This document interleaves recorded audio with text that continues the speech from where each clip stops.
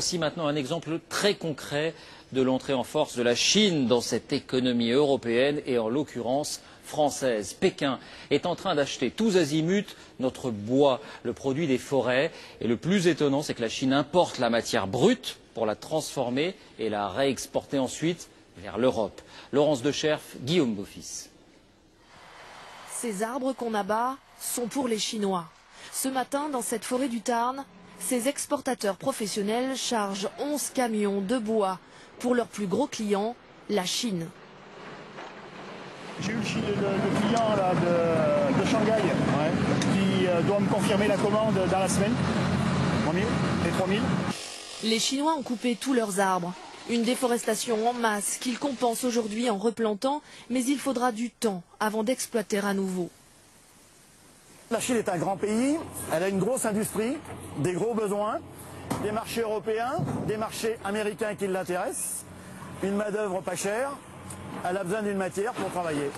Alors les industriels chinois s'approvisionnent partout dans le monde. La richesse de la forêt française les attire. Avec 30% de notre territoire et des bois recherchés comme le chêne, c'est l'une des plus grandes forêts d'Europe. L'année dernière, 15% du chêne et 12% du hêtre ont été exportés vers la Chine, des exportations qui ont doublé en 4 ans. Mais cette année, ce sont plutôt les résineux, comme ces épicéas, que recherchent les Chinois. Direction le port de Fos-sur-Mer, où la cargaison d'aujourd'hui, c'est 350 mètres cubes de bois, sont embarqués pour la Chine. 40 jours de voyage et 15 000 kilomètres en mer. Là-bas, le bois est transformé notamment en parquet avant de revenir dans les magasins français.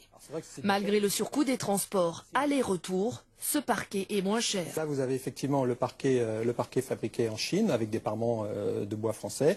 Et là, vous avez le produit fabriqué en France. À chaque fois, ce sont des bois français. Oui, tout à fait. Du bois français dans les deux cas, mais le parquet de Chine est meilleur marché, grâce au coût de la main-d'œuvre chinoise moins cher. Ça peut aller entre 25 voire jusqu'à 40% des différences. De moins, effectivement, par rapport à un produit fabriqué en France. Une concurrence qui affecte les industriels du bois. Avec 440 000 emplois aujourd'hui, ils en ont perdu 50 000 en 10 ans, soit presque 10%. Dans cette scierie de Bourgogne, le patron est inquiet.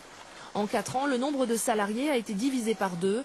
Le chiffre d'affaires a diminué de 40%. On se pose des questions sur la survie de l'entreprise aujourd'hui. Et ce n'est pas un problème de marché, parce que le marché, il existe. Le marché du parquet existe, il y a une demande importante, sauf qu'on a une concurrence aujourd'hui qu'on peut considérer déloyale. La concurrence déloyale, pour lui, ce sont les taxes. S'ils veulent vendre du parquet en Chine, les industriels français sont taxés à 20%. Mais le parquet chinois qui arrive en France, lui, n'est tout simplement pas taxé. S'il était taxé aussi à 20%, le parquet chinois serait alors moins compétitif. Une réciprocité qui permettrait peut-être à la filière française du bois de rester dans la course.